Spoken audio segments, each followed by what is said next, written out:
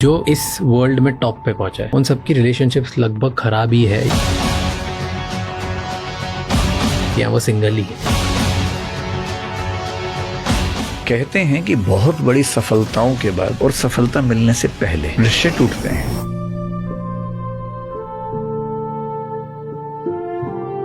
बीच के लेवल पे रिश्ते बने रहते हैं।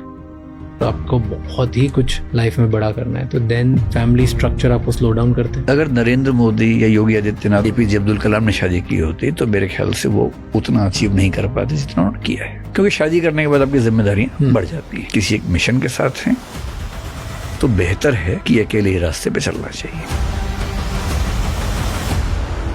टेल मी स्टेप्स जिससे लोग आइडियल मैन बनने की तरफ जा सकते हैं। आइडियल बनने के चक्कर में जिंदगी खराब हो जाती है। आप एक सहज इंसान बन जाए वो ज्यादा बेहतर है। आइडियल आमतौर पर दूसरों की निगाह में खुद को देख रहे होते हैं। What's better, love marriage, arrange marriage? Future marriage का बहुत सेफ नहीं है। जेनजी है, उसमें टेंडेंसी ये बढ़ी कि लोग शादी ना करें, क्योंकि शादी से जो बेनिफिट्स मिलते थे वो बिना शादी के ही मिल रहे हैं। चीटिंग इतनी ज्यादा होती होगी जितनी हमारा डेटा बता नहीं पाएगा। Why do you think today people cheat?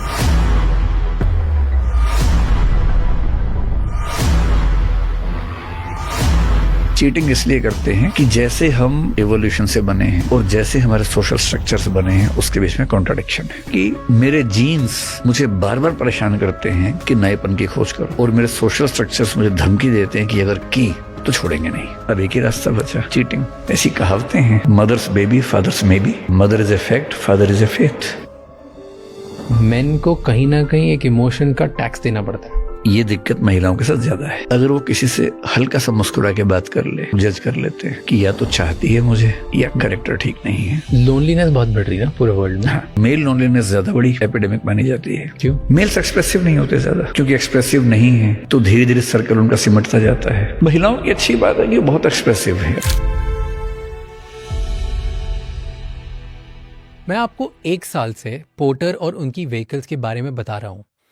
आप में से बहुत लोगों ने शायद पोर्टर ऑलरेडी यूज़ किया होगा, और जो भूल गए हैं ये एक शॉर्ट रीकैप है। 20 किलो तक के सामान पोर्टर के 2 व्हीलर से इजीली पहुंच जाते हैं, और जब आपको बड़ा शिपमेंट बेचना हो like bulk orders up to 4500 kgs, उनके ट्रक्स आपका काम एफर्टलेसली हैंडल करते हैं बिना टेंशन के।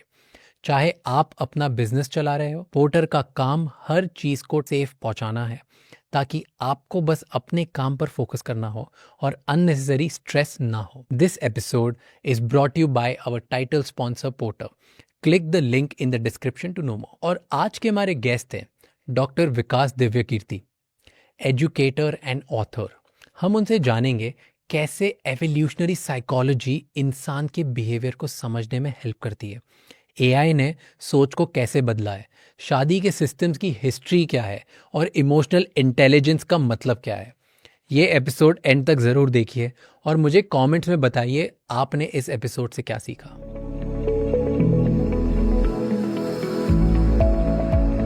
डू यू थिंक कि परसेप्शन बड़ा बनाना बेनिफिटेड होता है, बेनिफिट मिलता है तुम्हें उससे? मतलब फिर वही बात है, बेनिफिट के सेंस में और नुकसान के सेंस में। क्या आपको लाइफ में ज्यादा सक्सेसफुल होने के चांसेस, आपके सक्सेसफुल होने के चांसेस बढ़ जाते हैं? एकदम बढ़ जाते हैं कि आपका परसेप्शन बढ़ा है, अंदर से आप कुछ भी हो तो आप परसेप्शन मैनेज करके कर सकते हैं। हाँ, परसेप्शन का ही खेल है। जो बड़े फिल्म स्टार्स हैं उनके बारे में परसेप्शन बहुत बड़ा है। सच क्या है कि जो डायलॉग्स वो बोलते हैं वो भी वो खुद नहीं लिखते हैं, कोई लिख के देता है। उनमें से भी कई लोग टेलीप्रॉम्प्टर यूज करते हैं बोलने के लिए। जो लोग 4 सेंटेंस याद करके नहीं बोल पा रहे, खुद तो नहीं सोच पा रहे, वो भारत में सबसे महान माने जाते हैं। बहुत सारे सोशल मीडिया स्टार्स टेलीप्रॉम्प्टर सामने रख के सारा बोलते रहते हैं, किसी को नहीं पता लगता और लोग सोचते कितना ज्ञान है भाई, जबरदस्त है। परसेप्शन के तो खेल है। अब मान लीजिए हम तो रैंडम बात कर रहे हैं। अगर मान लीजिए हम पहले स्क्रिप्टेड कर लेते कि आप क्वेश्चन बताते, मैं आंसर याद करके आता, किसी पता लगेगा, पर परसेप्शन नहीं जाएगा कि वाह क्या बात है, कितने गहरे सवाल, कितने गहरे जवाब। ऐसा होता ही होगा कहीं ना कहीं। ट्रू। अगर आपने ऐसा परसेप्शन बना लिया, 50 जगह बन गया, अब 51वीं बार आपको किसी बड़े आदमी ने बुलाया कि भाई आप बहुत अच्छा सवाल पूछते हैं, मैं आपसे बात करना चाहता हूँ, और आप पर्सनली बोल दें कि सर ऐसा है, हम तो पहले नोट कर लेते हैं, इतना दिमाग नहीं है मेरे पास, ऐसे ही करना पड़ेगा। एक को ही तो पता लगा, परसेप्शन और बड़ा हो गया उसके बाद। तो अगर आपका परसेप्शन फेक है तो बहुत छोटे सर्कल में लोगों को पता है कि परसेप्शन है, दुनिया को क्या पता, और दुनिया आपको वैसे ट्रीट कर रही है। एंड इसका बेनिफिट मिलता है। बेनिफिट तो भाई जैसे कोई स्टार बहुत क्रेडिबल माना जाता है जबकि वो टीपी से पढ़ रहा है सारा, तो विज्ञापन तो उसी को मिलेगा ना। ट्रू। और विज्ञापन देखने वाले को क्या पता कि उसने विज्ञापन भी पढ़ के बोला है, उन्हें क्या मतलब इस बात से। Fair. तो लगभग सारा खेल तो परसेप्शन पे ही खत्म हो जाता है। Nice. What do you think, आपके बारे में सबसे बड़ी मिसअंडरस्टैंडिंग क्या होगी लोग? मतलब शायद ये कि मैं बहुत सीरियस टाइप का आदमी हूँ। नहीं हो? नहीं। मुझे लगा सीरियस ही हो। मैं मतलब वो एक डाइकोटमी है, मैं पर्सनल लाइफ में थोड़ा इंट्रोवर्ट हूँ, लेकिन जब मैं क्लासरूम में होता हूँ तो मैं बहुत जॉली नेचर में रहता हूँ, मैं बहुत ज़्यादा हंसता हूँ, बहुत ज़्यादा हंसाता हूँ। तो ये एक कॉन्ट्राडिक्शन जैसी आप कह सकते हैं। और मैं अपनी कॉलेज लाइफ में पॉलिटिकली बहुत एक्टिव रहा हूँ, तो वो सारी हरकतें जो पॉलिटिक्स में की जाती हैं मैंने वो की भी हैं, एंजॉय भी की हैं, और कोई पछतावा भी नहीं मुझे उन सब चीज़ों का। तो लेकिन अब धीरे धीरे जब पढ़ना पढ़ाना शुरू किया तो परसेप्शन ऐसा बन गया कि मैं बहुत सीरियस आदमी हूँ। नहीं हो? नहीं। डू यू थिंक कि इससे फर्क पड़ता है आपको कि लोग क्या सोचते हैं? लोगों को ऐसा देखना चाहिए कि यार ठीक है, मेरा फुल पर्सनालिटी देखो, क्यों एक साइड की पर्सनालिटी देख के तो मुझे बड़ा बना रहे? मतलब मुझे काफ़ी हद तक फ़र्क पड़ना बंद हो गया। पहले तो फ़र्क पड़ता था, अब ज़्यादा फ़र्क नहीं पड़ता। ये ज़रूर है कि अगर मैं कहीं जा रहा हूँ और लोग पहचान लें तो मैं थोड़ा सा अनकंफर्टेबल फील करता हूँ, तो मास्क वास्क लगा के काम चलाता हूँ। लेकिन हाँ, इससे बहुत फ़र्क नहीं पड़ता कि लोग मेरे बारे में क्या सोच रहे हैं। मैं कोशिश करता हूँ कि जैसा हूँ वैसा रहूँ, पर यह है कि मेरा परसेप्शन, मेरे बारे में जो परसेप्शन है वो काफ़ी अलग है जैसा मैं हूँ उससे। इतना परसेप्शन ठीक है कि मुझे पढ़ना लिखना बहुत पसंद है, मैं हर विषय पे चाहता हूँ कि खूब पढ़ूँ, वहाँ तक ठीक है। मैं पढ़ाता हूँ, पढ़ना लिखना पढ़ाना मेरा स्वधर्म है, ये ठीक है, यहाँ तक कोई दिक्कत नहीं है। पर मैं खेलता बहुत ज़्यादा हूँ, ये लोगों को नहीं पता है। मैं 3-4 खेलों में ठीक ठाक खेल लेता हूँ।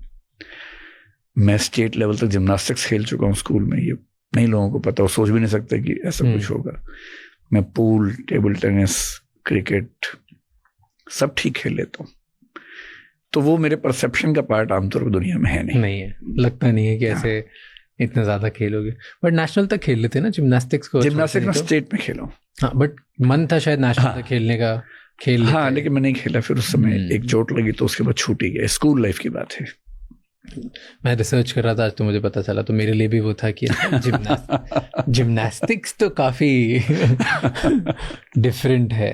बट यू नो, जब मैं आज रिसर्च करने के चक्कर में बहुत कमेंट्स भी पढ़ता हूँ लोगों के, कहीं ना कहीं से कुछ ना कुछ we try to collect, not कि मुझे सवाल बताओ, कि वो आपके बारे में सोचते कैसा है, क्या है, राइट। एंड एक बहुत अच्छी बात बोलते हैं लोग, जो कमेंट्स में भी होता है, which is a positive side, हम नेगेटिव पे भी आएंगे, इज़ बहुत लोग बोलते हैं कि आइडियल मैन हो तो वो विकास सर जैसा हो। नहीं, झूठ बोलते हैं, जेन्युइनली पीपल टॉक अबाउट, क्योंकि शायद लोग thought process, teaching, business acumen, और अगर आप बोल रहे हो स्पोर्ट्स, या और फिर आप बोल रहे हो जॉलीनेस जो उनको दिखता है, वो सब मिक्स करके ही लोग बोलते हैं कि यार सब है इंसान में। नहीं तो यूजुअली लोग जो बहुत पढ़ाकू किस्म के हैं वो इतना स्पोर्ट्स में शायद ही होंगे, क्या वो इतने ही अच्छे बिजनेसमैन होंगे।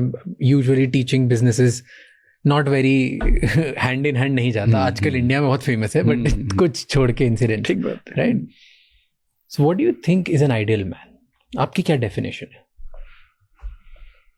मतलब मैं 2 बातें कह सकता हूँ, एक तो जिसमें डाइवर्सिटी हो, दूसरा जिसका एवोल्यूशन ठीक से हुआ हो, मतलब उसने बचपन को बचपन की तरह जिया हो, जवानी को जवानी की तरह ही जिया हो, वो सब चीजें की हों जो उस उम्र में स्वाभाविक हैं। जैसे क्या?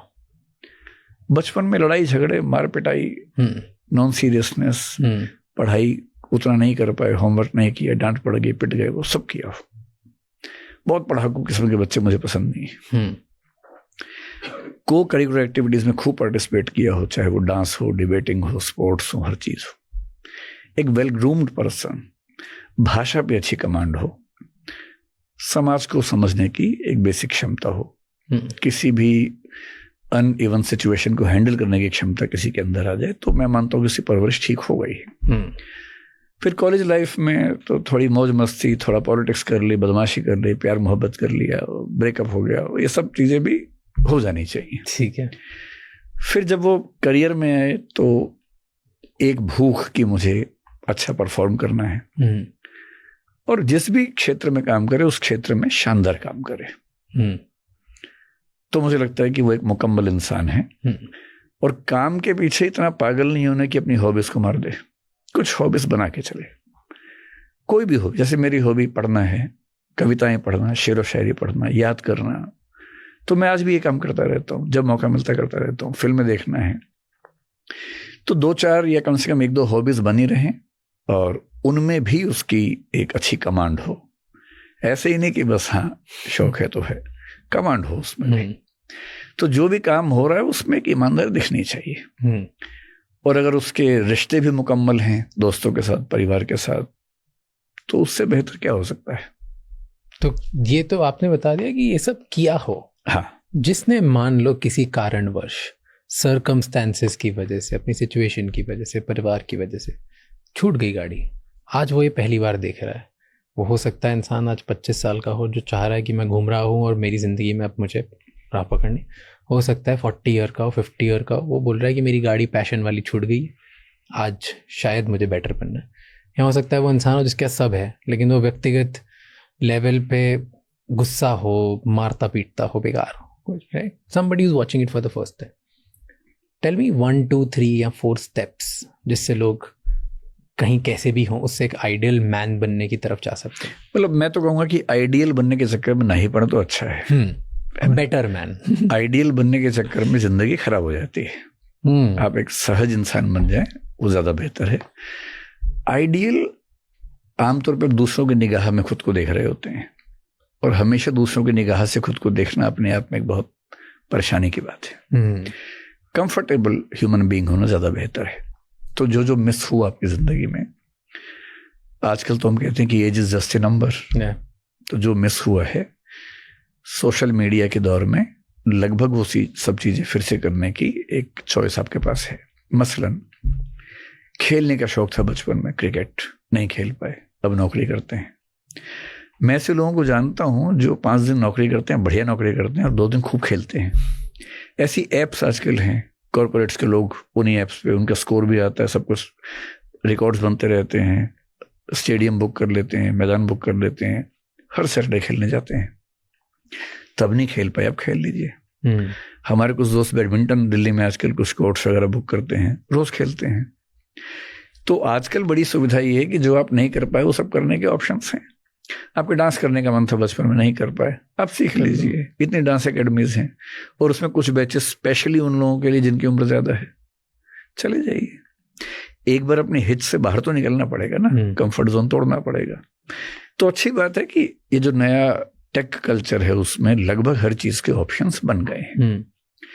जो मैं कहने से बच रहा हूँ वो ये कि अगर उस उम्र में प्यार मोहब्बत नहीं किया था, अकेले घूम रहे हैं, तो अब डेटिंग कर लीजिए। डेटिंग साइट्स भी हैं, सीनियर लोगों के लिए भी हैं, उसमें कहाँ कोई दिक्कत है। कुछ छूटा आपकी लाइफ में? ऐसा कुछ छूटा नहीं है, लगभग सब चीजें मुकम्मल तरीके से हुई हैं। मतलब मेरी लाइफ में डाइवर्सिटी बहुत ज्यादा रही है, और मुझे लगता है कि मैं बहुत कंटेंट हूँ। कुछ डराता है आपको? Do you have any fear? मतलब फियर क्या हो सकता है? एक हो सकता है कि जो प्रसिद्धि खत्म हो जाएगी, मुझे बहुत फियर उस चीज का नहीं होता। नहीं है ना। एक फियर ये हो सकता है कि जो सफलताएं हासिल की हैं वो खत्म हो जाएंगी, मुझे उसका फियर भी नहीं होता है। मतलब मैं इतना कंफर्टेबल हूं कि बुरी से बुरी स्थिति में भी मैं जिंदगी गुजार लूंगा ठीक तरीके से। पर कुछ लोग होते हैं ना जो यूजुअली देयर इज रिसर्च कि जो 16, 17 या 16-17 से लेके 25 से 28 में एज ब्रैकेट भूल रहा हूँ, बस उस एज ब्रैकेट में जिन लोगों ने गरीबी देखी होती है, फाइनेंशियल टर्मोइल देखा होता है, इंस्टेबिलिटी देखी होती है, उन्हें बहुत एक तरीके का फाइनेंशियल ट्रॉमा हो जाता है। वो जिंदगी भर कितना भी सक्सेसफुल बन जाए, कितने ही पैसे कमा ले, उनको एक कहीं ना कहीं डर रहता है कि ये पैसा चले नहीं जाए, मेरा वापस इनसिक्योरिटी नहीं हो। ये रिसर्च पढ़नी पड़ेगी मुझे, क्योंकि मैं लगभग 17 की उम्र से लगभग 25 की उम्र तक ही फाइनेंशियल टर्मोइल्स खूब देखे हैं। हाँ, एग्जैक्टली, बहुत ज्यादा देखा है। और सच बात है, मुझे लगता है कि उसी की वजह से मुझे डर नहीं लगता है। क्यों? उल्टा होना चाहिए ना, अब तो पैसे आ गए। नहीं, क्योंकि मैंने इतना बुरा देखा हुआ है कि मैं हर बुरी स्थिति को आराम से झेल सकता हूँ। जब उसको झेल लिया था तो किसी को भी झेल लेंगे, कॉन्फिडेंस मेरे अंदर रहता है। तो मुझे नहीं पता रिसर्च किसने की है, लेकिन मुझ पर वो अप्लाई नहीं होती है। इसको बोलते हैं पॉवर्टी स्कार हाइपोथेसिस। अच्छा। ये it shows that people who experience economic turmoil between ages of 18 to 25 develop what they call a scarcity mindset. And it never fully heals. Even after becoming wealthy, 91% of respondents reported anxiety about money, inability to enjoy wealth, hypervigilance about spending. तो एक तरीके का एक trauma response हो जाता है कि भाई मैं ये हो सकता है, मैं थोड़ा विजिलेंट इन स्पेंडिंग तो हूँ, हाइपर तो नहीं, विजिलेंट इन स्पेंडिंग हूँ। हालांकि आंख बंद करके खर्चा नहीं करते। नहीं, मैं आंख बंद करके, मैं आज भी मतलब जैसे अच्छी स्थिति में हूँ। मेरी कंपनी हमारी ही है, मेरे ट्रैवल वो देख लेती है, अच्छी जगह रहने को मिल जाता है, वो सब है। पर आज भी अगर मैं होटल में भी रह रहा हूँ और एक लाइट एक्स्ट्रा जल रही है तो मैं उसको बंद करता हूँ। इसलिए नहीं कि मुझे बिल पे करना है, इसलिए कि उसके एनवायरमेंटल इम्पैक्ट्स होने वाले हैं। एक एग्जांपल आपको देता हूँ। मुंबई में मैं जहाँ रुका हुआ हूँ, ठीक ठाक महंगा कमरा है। अब मुझे कल कपड़े प्रेस करवाने थे, तो मैंने पहले पता किया कि वो मेरे पैकेज में है या नहीं। तो पता लगा पैकेज में नहीं, तो मैंने खुद प्रेस किया, जबकि वो कितना 100 रुपए से 200 रुपए होते मैक्सिमम। तो अगर मुझे लगता है कि भाई मैं फ्री हूँ, 10 मिनट लगेंगे, बचपन से कपड़े प्रेस करता ही रहा हूँ, तो मैं क्यों बिना बात के 100 रुपये फूंकूं? हाँ, लेकिन अगर वहीं मेरा बच्चा होगा, वो कहीं फंसा होगा, तो मैं उसे कहूँगा बेटा प्रेस करवा लो, क्योंकि वो शायद बहुत कंफर्टेबल नहीं हो सकता, कपड़ा जला दे, क्या करे पता नहीं। और अगर मुझे लगता है कि वो कंफर्टेबल नहीं है प्रेस करने में, तो मुझे चिंता नहीं होगी, मैं उसके लिए बोल दूंगा तुम करवा लो। मैं नहीं करवा पाऊंगा। ये जनरेशनल मामला ज्यादा होता है मेरे ख्याल से। आपके पेरेंट्स भी कुछ, मेरे पापा भी ऐसे, वो कुछ ऐसे खर्चे कर ही नहीं पाएंगे जो आप चाहते हैं कि वो करें, और आपकी नेक्स्ट जनरेशन आपसे दुखी रहेगी इस मामले में। जैसे मेरी माँ को मैंने कितनी बार कोशिश की कि घर में डोमेस्टिक हेल्प लगा दूं, पर वो इस माइंडसेट में रही है, बचपन से इतनी स्ट्रगल्स देखी, उनको हमेशा लगता था कि इतने पैसे मैं कैसे खर्च करूं। और मैं उनको नहीं समझा पाया कि आपके बच्चों के पास इतनी समृद्धि है कि वो आराम से मैनेज कर सकते हैं। उन्हें पता था कि मैनेज कर सकते हैं, पर तब भी एक दुविधा, और अगर लगवा भी दिया तो भी लगातार दुविधा कि मेरे ऊपर खर्च हो रहा है पैसा। अब आप इसको पैसा देके खत्म नहीं कर सकते। जो बचपन से न्यूरल पाथ बन जाता है दिमाग के अंदर, उसको मिटाना बड़ा मुश्किल है। तो 18 से 25 साल का एक्सपीरियंस का परिणाम ये जरूर हुआ कि मैं एक्स्ट्रा स्पेंडिंग से या पैसा वेस्ट करने से बचता हूं, लेकिन मैं as an employer, as a boss बहुत लिबरल और ठीक माना जाता हूं। अगर आपने रिसर्च किया तो मेरे ख्याल से वो बात आपके सामने आई होगी। Drishti as a company is supposed to be the best pay master in the industry, and I am proud of it. ऐसे और कौन सी चीजें जो आप खर्चा नहीं कर सकते? जैसे I will give you an example. आपने आपकी मॉम का एग्जांपल दिया, मेरे फादर का भी एग्जांपल, कि वो ड्राइवर नहीं रख सकते।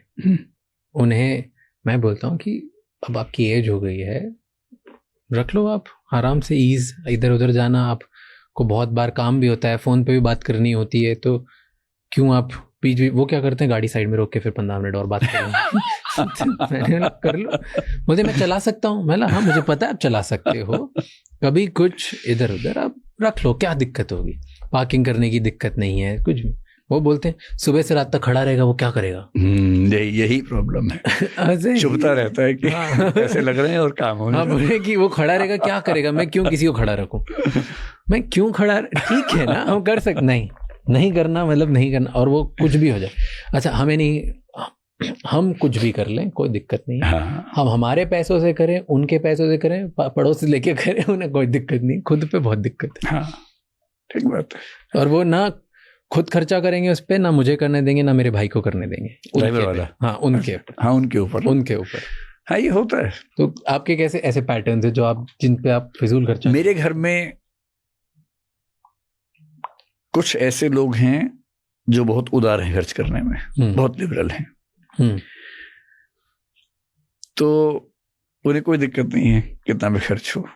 उन्हें पता है कि हमारी जो कंडीशन है ठीक है, और क्यों कमाए हैं पैसे, खर्च नहीं कर सकते। तो मैं ही थोड़ा सा कंजूस टाइप का आदमी हूँ उस मामले में, और उसकी वजह मेरे ख्याल से वो ट्रॉमा ना होकर के बचपन से संस्कार जो हमने सीखे वो ज्यादा हैं। जैसे पिछले साल मैं अमेरिका जा रहा था, तो मेरे परिवार के लोगों ने जिद करके मुझे एक फ्लाइट फर्स्ट क्लास की दिलवा दी। मुझे ये भी नहीं पता था कि फर्स्ट क्लास बिजनेस क्लास अलग अलग होता है, तो ही पता लगा, दिलवाई, और पूरे खेत के बराबर जगह प्लेन के अंदर मिल गई। और एक वो स्पेसिफिक व्यक्ति है जो बार बार आइसक्रीम पूछ रहा है, कुछ खाने को पूछ रहा है। मैं उस 8 घंटे के फ्लाइट में इतना परेशान हो गया, तो मैंने अपने फैमिली में कह दिया कि जिंदगी में इसके बाद फर्स्ट क्लास में नहीं जाऊंगा। क्यों? मुझे कंफर्टेबल नहीं लगता, अकेले क्या बैठना है। हाँ, मैं इकोनॉमी में आजकल थोड़ा बचता हूँ, क्योंकि वहाँ बहुत लोग पहचान वाले मिल जाते हैं, तो थोड़ा प्राइवेसी का इश्यू हो जाता है। बिजनेस में ये कि प्राइवेसी का इश्यू नहीं होता, और बहुत महंगा भी नहीं होता है, मतलब as compared to first class. और लोग दिखते रहते हैं आसपास ना, तो लगता है कि आप लोगों के बीच में। फर्स्ट में तो बंद है कैबिन सब। तो मेरे को ना भाई ना, ये थोड़ा ज्यादा हो रहा है। और फिर जब पता लगा कितने पैसे लग गए, तो मुझे बड़ा चुभा कि